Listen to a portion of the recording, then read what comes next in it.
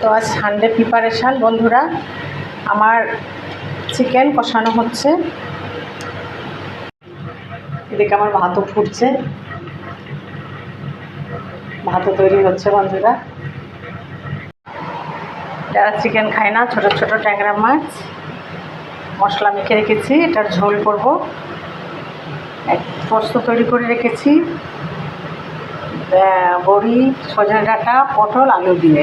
এটা আমার রেডি হয়ে গেছে। তার সাথে চাটনি তৈরি করছি। এই প্রিপারেশানগুলো দেখালাম, তৈরি হয়ে গেলে আবার একবার দেখিয়ে দেবো। সানডে চিকেনের ঝোল রেডি হয়ে গেছে। একটু শাহি গরম মশলা ছড়িয়ে এটাকে আমি নামিয়ে নেব। এটা আমের চাটনি রেডি হয়ে গেছে। ভাজা গুঁড়ো মশলা দিয়ে দিয়েছি। এবার গুড় দিয়ে তৈরি করেছি আমি এই চাটনিটা, খুব ভালো হয়েছে। এবার আমি এটাকে নামিয়ে নেব। মাছ ভাজা হয়ে গেছে। দুটো পিসি মাছ ভাজলাম, মানে যে একজন ব্রয়লার চিকেন খায় না, তার জন্য আমি মাছটা ভাজলাম আর একটু ট্যাংরা মাছের ঝোল করলাম। তো মাছটা ভাজা হয়ে গেছে।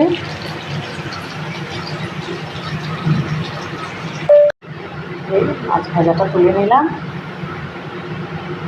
তার সাথে ট্যাংরা মাছের একেবারে ঘন ঘন ঝোল তৈরি করেছি বন্ধুরা। এই আমার আজকের দুপুরের রেসিপি সব আপনাদের সামনে শেয়ার করলাম।